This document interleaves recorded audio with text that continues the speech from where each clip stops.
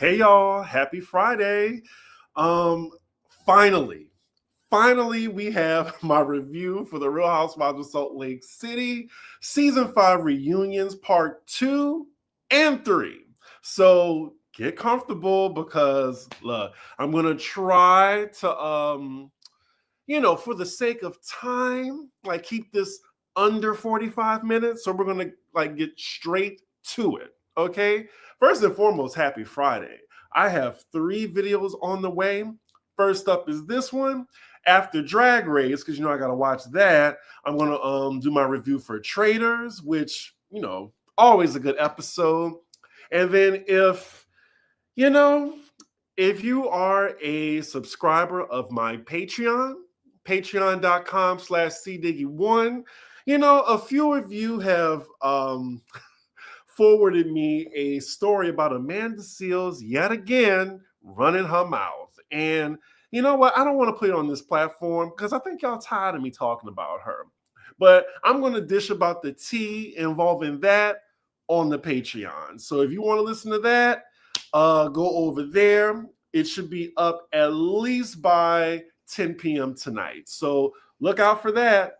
Look, I told Alex that, look, Pop Roast should be on the weekends because we could have covered that for Pop Roast, but no, people don't listen to me. Anyway, let's get into this review. So we are finally at the end, y'all. Such a great season. Part 2, the husbands are still out on the stage. We left off on John telling Tom to watch your tone. But I'm like, John is as intimidating as a teddy bear. And then, we get to the Angie gay rumor or whatever. Like, where did it start? Because this whole segment, which I think why I didn't really care for part 2 too much, it covered too much with something that happened last season. Like, Monica is not on the show anymore.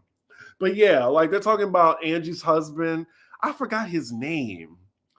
Help me out, co-host. What's his name? I'm gonna keep going, but basically, Monica said last season 4, that Meredith said this rumor about Angie K's husband. And then later on in the season, she said Meredith didn't say it.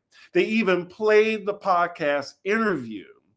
I just think at the end of the day, here it is. I have it in my fucking notes. At the end of the day, Sean isn't gay. Monica isn't on the show anymore. Meredith didn't start the rumor. However, she is still annoying as fuck to me. I just totally agree with Andy. Like, it's a waste of time. Like, we could be covering so many other things, but they were literally going back and forth to the point where Meredith's like, I'm getting angry.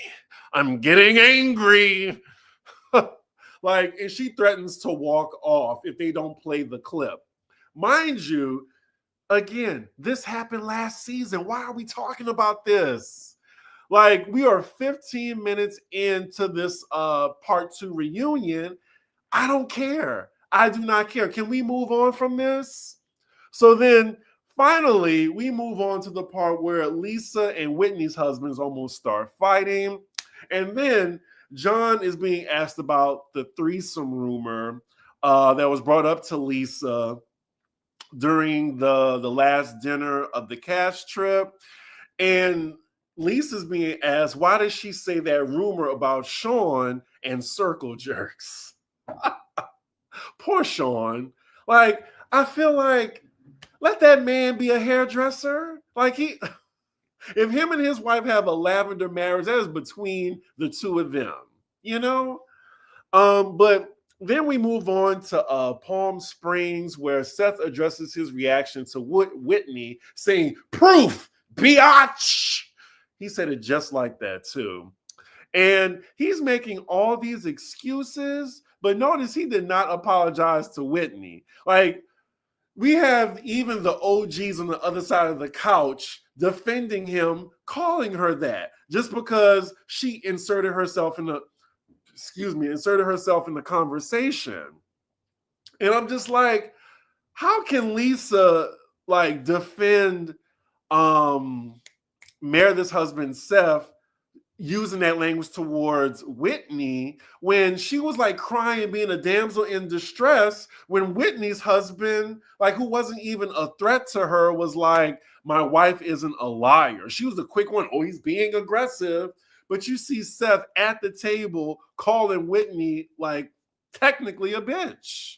You know, like what do y'all think about that?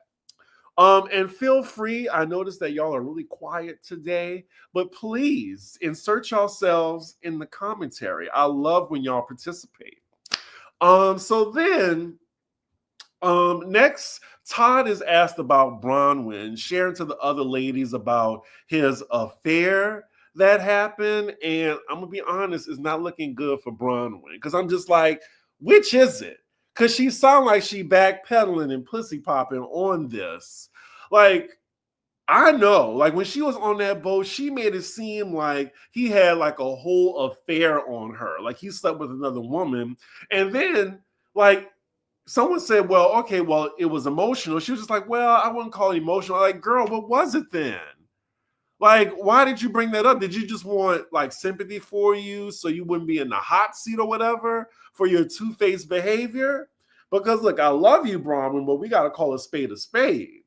So yeah, I feel bad that I got to agree with the other side of the couch. Like you made it seem like your own husband sitting behind you was like cheating on you. So then afterward, Lisa and Angie get into it for whatever reason. Y'all, like I was just over that part.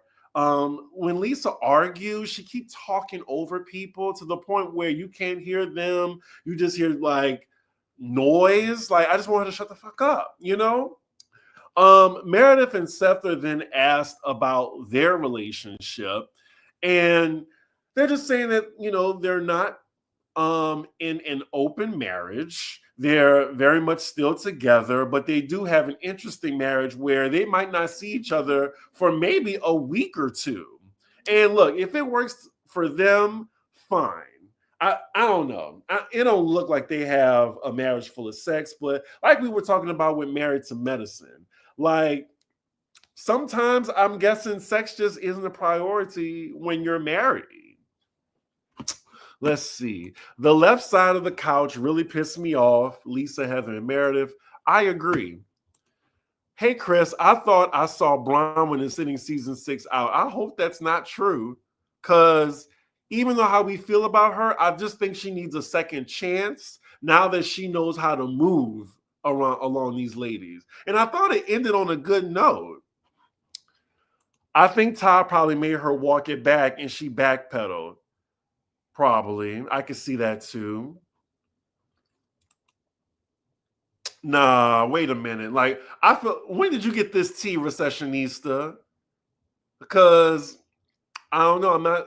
I'm not believing anything until I see it on Queens of Bravo or something.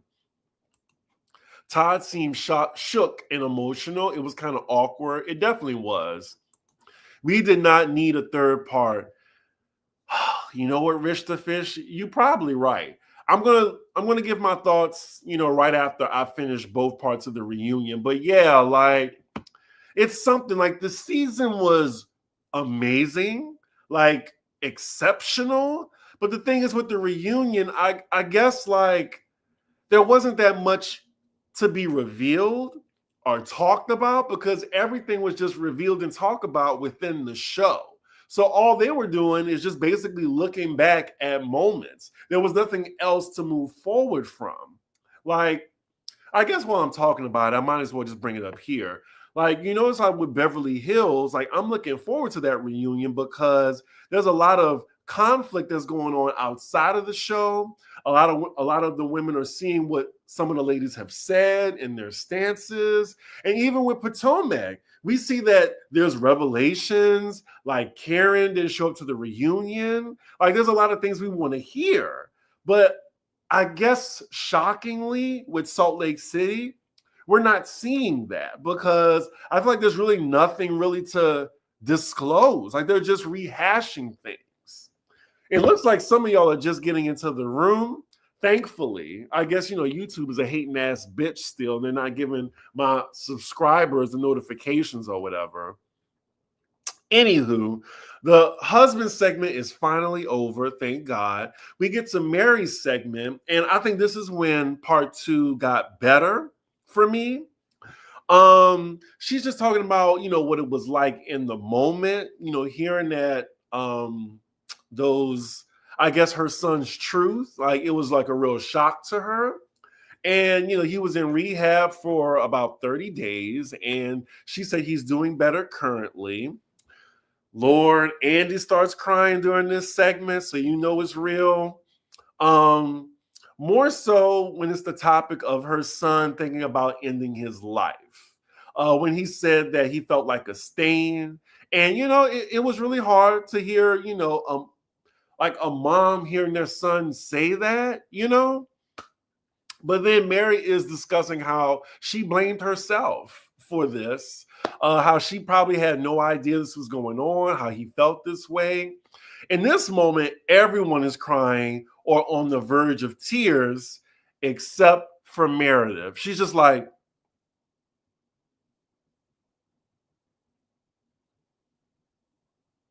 not a tear came from her eye, just stone face. And I've seen Meredith cry for less. So then we get some feedback from the other ladies uplifting Mary, especially Angie, who feels very thankful that Mary shared that with her. She says, "This is the Mary that I see all the time." But then we get to Whitney, and we see from earlier the camera shots, she's been trying to hold it in, but she kind of breaks down a bit. And this is the part where I lost it while I was watching. And I forgot that, her dad deals with substance abuse and, sobriety challenges, and she still doesn't see him till this day.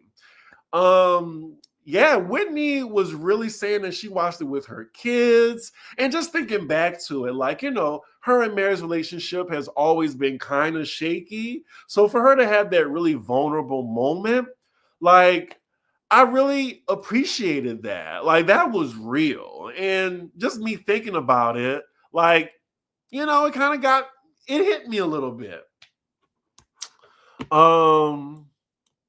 Let's see. 30 days isn't enough. I agree. But, hopefully something has changed. Hopefully. I feel like this season they already hashed their conflicts with each other on the last couple of episodes, and the reunion was just a short recap to how the ladies feel recently. Exactly. So I'm thinking it could have been two parts. Mary's segment made me cry, as am I. It was one of the realest parts of the show. I think Andy was taken back to his sweaty upper lip days. Damn. Why was he crying with any tears? I don't know. Maybe he felt that. So then Andy pivots the conversation to how much Mary has changed since prior seasons. And look, it's drastic, y'all. If y'all have been on, this ship since season one. And, what does she attribute to that? She says this time around, she found a friend that actually wanted to be her friend. And it kind of seemed like it's shots fired to Meredith. And then the camera still pans to Meredith sitting there with darts in her eyes. Andy does bring up, well, Mary, wasn't Meredith good friends with you? And I would love to ask the audience. And, if you're just watching this, you can put this in the comments too. Do you think Mary used Meredith? I disagree. One of my homies, he thinks Meredith was used by Mary. I just think that their friendship on the show prior to Angie K, it was more so like an alliance, like with Wendy and Candace. Like, I feel it was that type of friendship. But I think even Mary was taken by surprise her friendship with Angie, like that was actually real. And then, when you have this real friendship with Angie, it shows that, well, maybe this wasn't real what her and Meredith had. Like, I feel like they're friendly, but I feel like it didn't go deeper. It was like a surface friendship.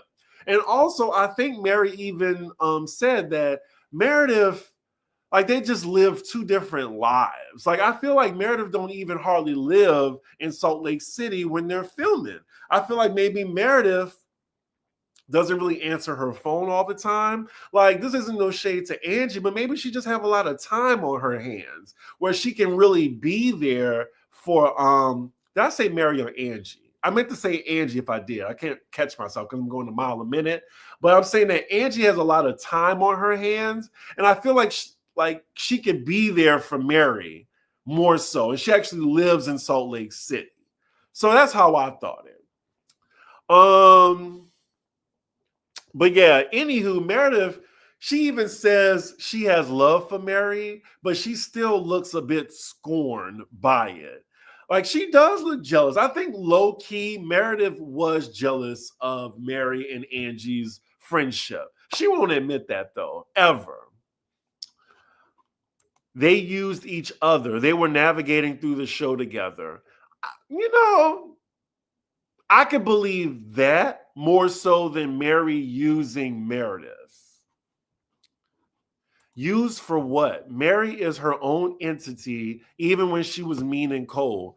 Because I think Mary didn't even care if she was on the island by herself. I like Mary and Angie's friendship better than Mary and Meredith's. I agree. Lots of people are live right now, but I choose you. Love you, Chris. Maybe that's the thing, because I think my girl Brooke Ashley is doing her Salt Lake City recap too. So hopefully they come on over here after she finishes. I didn't realize right now it was prime time on, a Friday night, So then we get to Mary's Audrey Hepburn brunch, which shockingly, we didn't even cover that much. Like, they covered maybe like a minute or two on that brunch. Of course, we get to those bangs. Meredith said that she's not even bothered about, people coming for her bangs, but she did mind being called other things, and she proceeds to take her phone out and just reads off the list of things she's allegedly been called this season. At this point, she needed to scroll her damn self.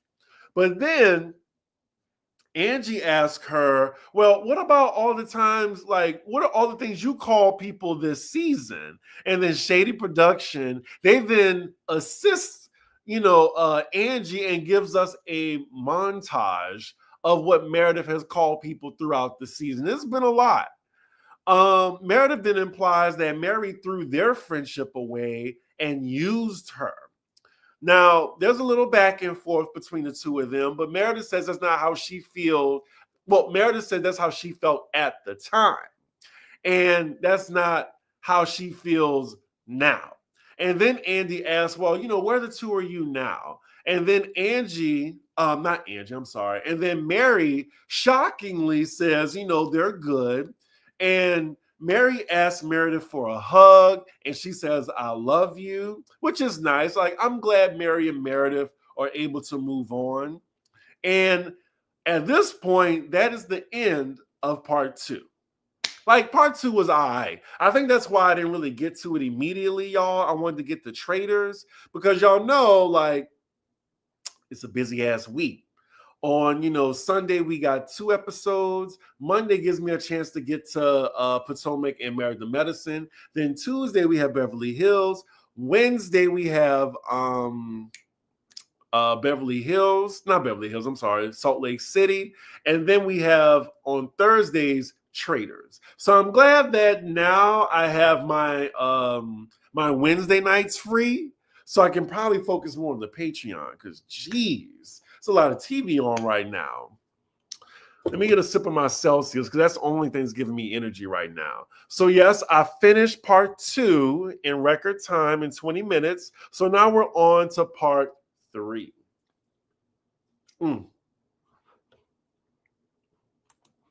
I think Angie and Mary went through the same thing.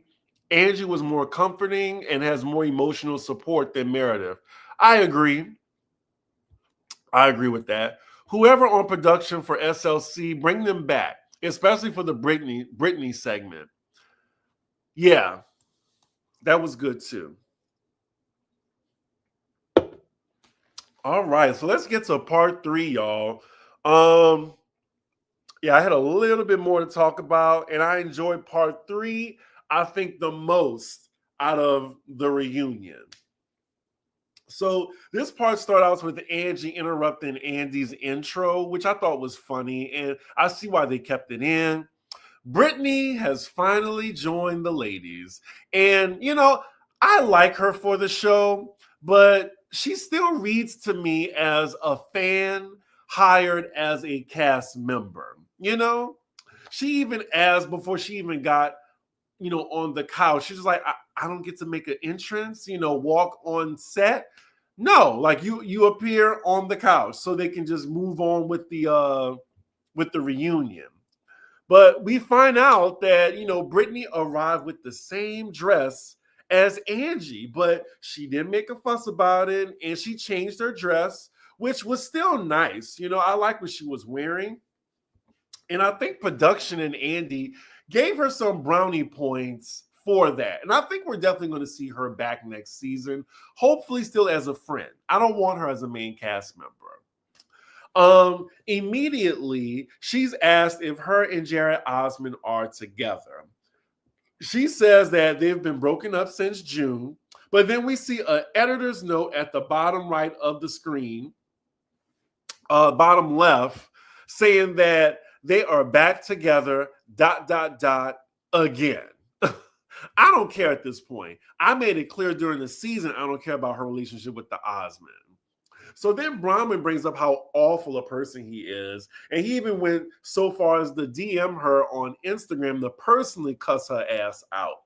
Apparently because she insinuated that he had a micro penis in the after show. He said some nasty things about her. She read it to Britany, and Britany wasn't aware of this. But Britany says it's 1,000% over with Jared, which we know wasn't the truth. And by the way, didn't he message Mary, y'all? Like, they just skipped right over that. Like, did they address that on the uncensored version? Let me know in the comments or the chat if y'all know. Because I just wasn't watching the uncut version. The reunion, like I said in the title of this review, it was pretty mid, so I didn't want to watch the episodes twice, So now we're on the topic of Britany's daughters and her estranged relationship with them. And it's Bronwyn versus Britany. And apparently, everybody in Salt Lake City know each other. I feel like it's almost like New Orleans. Like, everybody in New Orleans, like, the 6 degrees of separation is pretty small, So I'm assuming what I got from this segment was Bronwyn knew someone that knew Britany and her daughter's situation. And Britany blames Bronwyn for being estranged from her daughters for a period of time. Like, even though Andy points out that, wait a minute, you were estranged from your daughters before the show even started. So why are you putting this all on Bronwyn? I think she's putting too much of that focus on Bronwyn. Like, you already said, girl, that you put the men you date before your daughters. That was your words, not anybody else's. So you can't put too much on Bronwyn. And if somebody wants to explain that to me, if I didn't get it right in this review, I definitely, encourage y'all to inform me. Let's see. I kind of feel like Bronwyn is too wordy in her arguments, if that makes sense. Like, I start snoring when she gets into it. I don't know if I could express it right, but it's like she talks too much and lose focus. Let's see. Britany is such a pick-me. I don't disagree with you. It's insufferable to watch. She needs to use her energy rekindling her relationship with her daughters, that chasing a man who will never claim her. Exactly. She's a pick-me just in general. In general, when it comes to men, when it comes to this TV show, and when it comes to the I guess the OGs on the show. She was just being such a pick me. Um, but yeah, so then we move on to the next reel, and it's Meredith's bar mitzvah, Angie versus Bronwyn.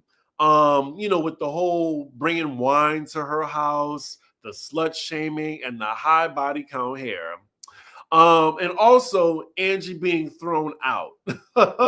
So first they're talking about the Mormon hypocrisy of it all, like how, I don't know, like if you're going on this show as a Mormon, don't drink if you don't want no issue, if you don't want no problems with the church. However, with Britany, like I was never mad at Angie K. It's not her fault.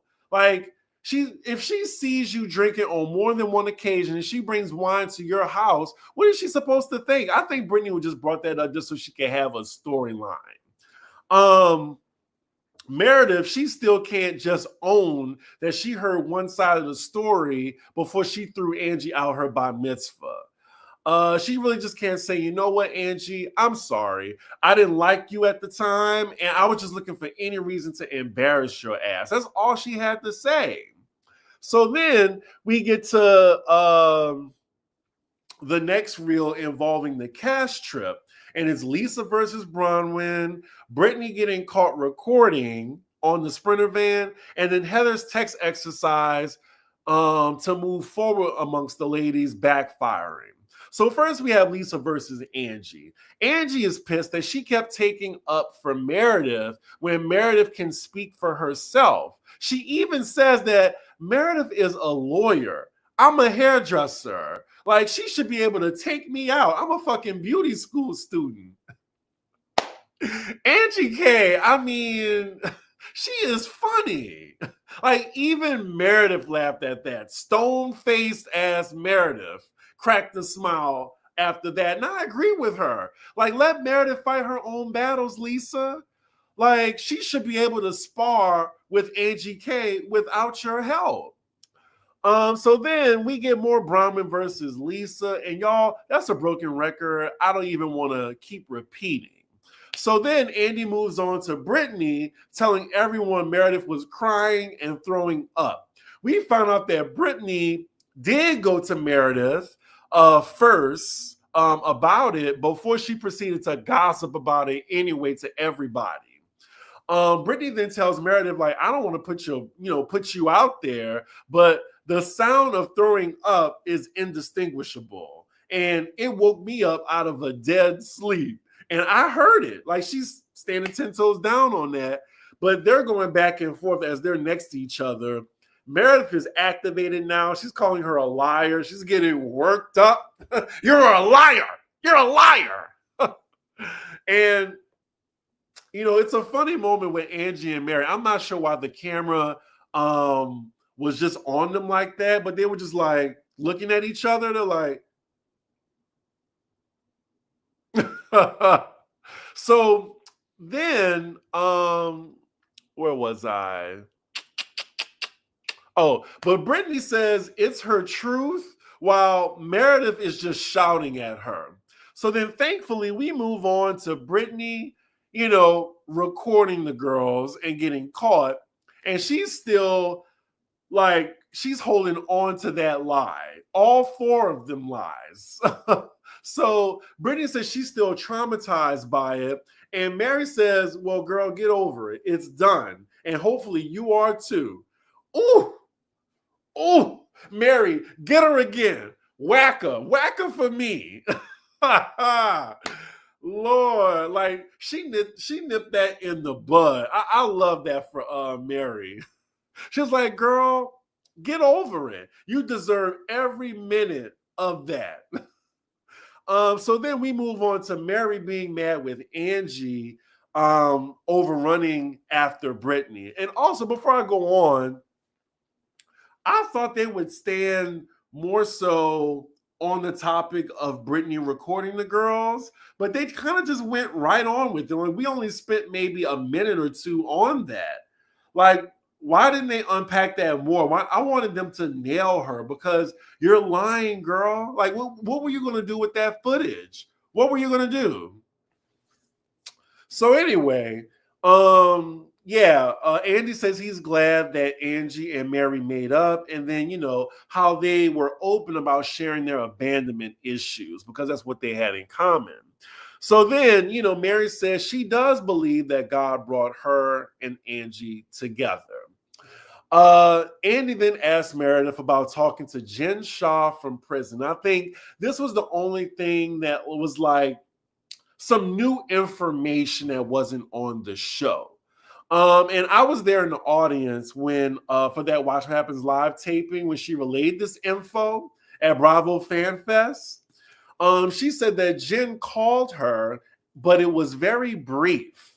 Now, I'm so glad that Whitney spoke up about the hypocrisy, like, everybody getting on her for contacting Monica, because no matter how you look at it, like, Jen Shah was much worse. Much worse. Like, Jen was tormenting those ladies since season 1. Like, she came after every single one of them. Now, here go Meredith putting on her lawyer hat, trying to justify, sticking up for Jen Shah. Like, I just couldn't understand that. And then it was Meredith of all people. And she's like, well, she served her time and she's paying restitution.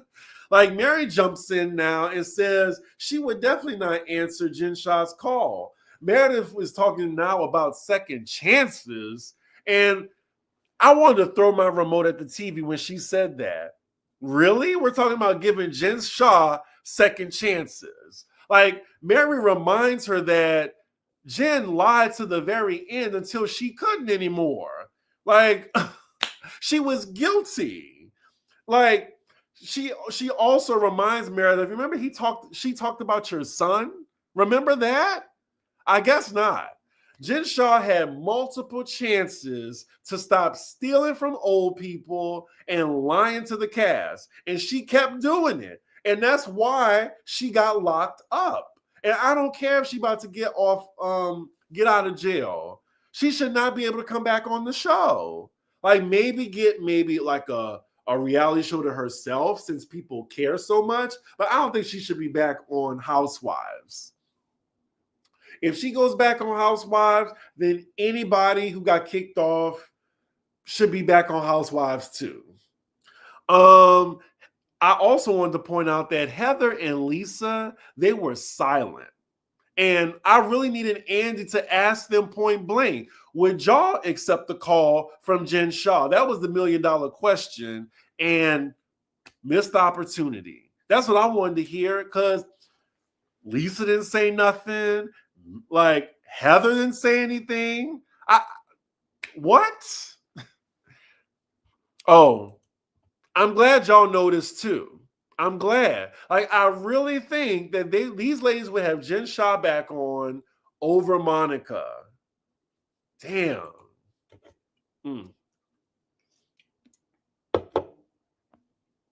So we move on to the final dinner and Heather's chaotic text sharing activity. And of course, the main thing is Lisa versus Whitney.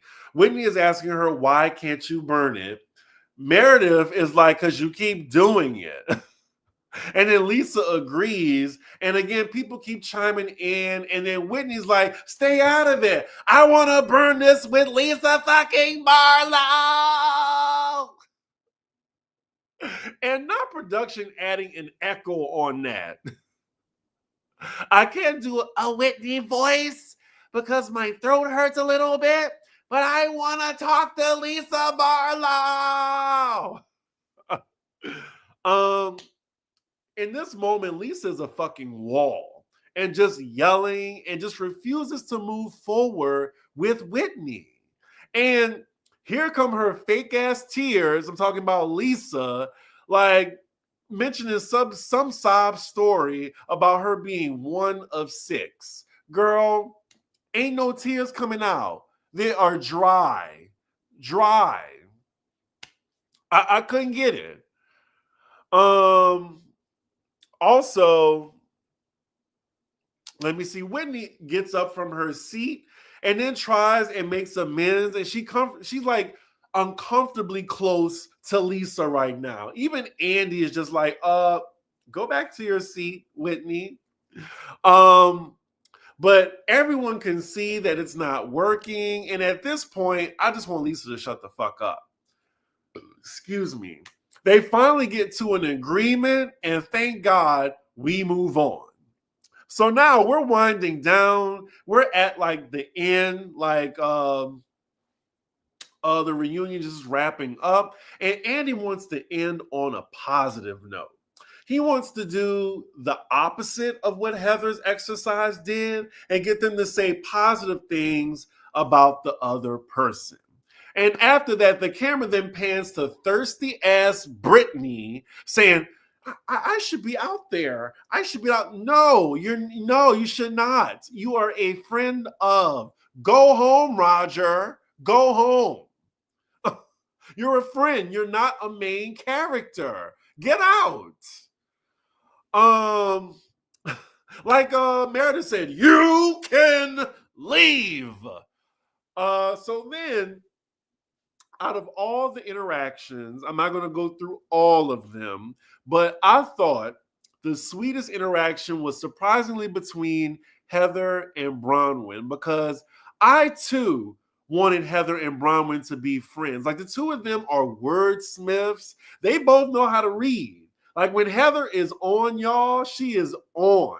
Receipts, proof, timeline, screenshots. Like, look, that was a fucking Shakespeare monologue that she did. She deserved an Emmy for that, the way she was going in. And like, they're both really smart. Like, I would prefer them as friends over enemies. And, you know, what Bronwyn said to her was so sweet that Heather was moved to tears. And y'all, it kind of got me. It really did. And then Heather even tells Bronwyn that she was a fabulous contribution to the group. I just thought it was so nice that it ended on that note. Like, look, they had me crying. Like, I just thought it was such a sweet moment because I believed it. And I did not expect to cry at the end, y'all. Like, they really wrapped it up beautifully, because I was ready to say this reunion was mid as fuck, but it had highs and lows. Highs and lows. So I'll get that. But then last but not least, Andy just gives Mary, who was the MVP of the season, her props. And I agree. Like, she was the MVP and she deserved like a special moment, a special recognition from Andy Cohen, you know? So then after that, they do a toast led by Heather with Miller High Lifes in their hands. And that is where the episode ends, where the reunion ends. And, you know, it's so hard to say goodbye to Salt Lake City.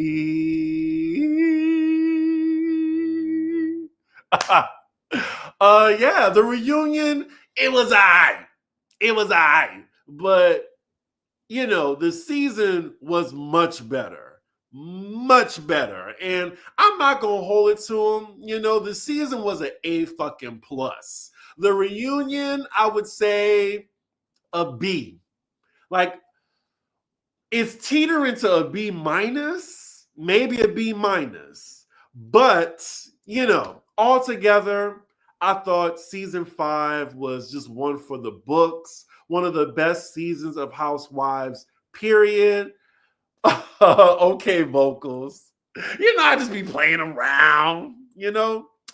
I hate that you missed the live. YouTube probably didn't even let you know.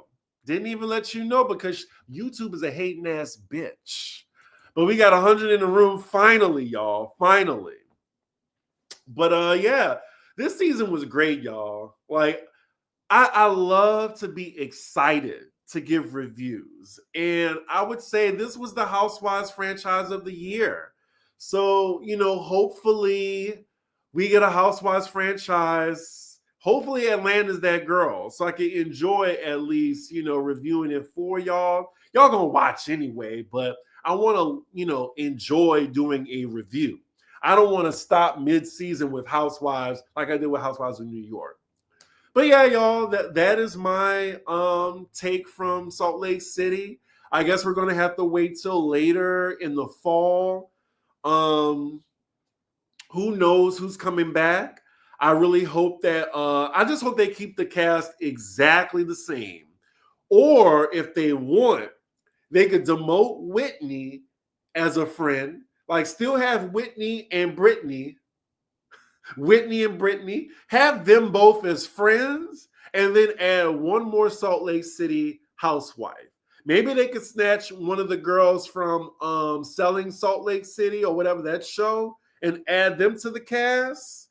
But yeah, I think that's the only thing that I would probably do. Only thing I would probably do. Maybe demote Whitney and keep her as a friend, but then add a new housewife. So yeah, that's my take of it. Let me get to your commentary, and then yeah, we gonna move on. Chris, question for you: which newbie to Housewives was the MVP? Stacey, Bronwyn, or Bose? I would say Bronwyn.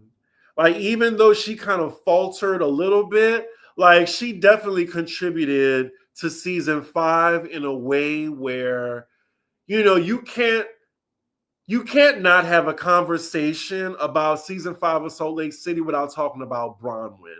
Like, she came in like a wrecking ball. She did. After that, I would say Stacey, and then Bose. But all three of them are, good rookies of the year. They would be on my list. So yeah, great rookies. Make sure to like the video, y'all, so everyone can know we are here. Please do that, y'all. Help a ninja out. And especially if you're not following me, subscribe.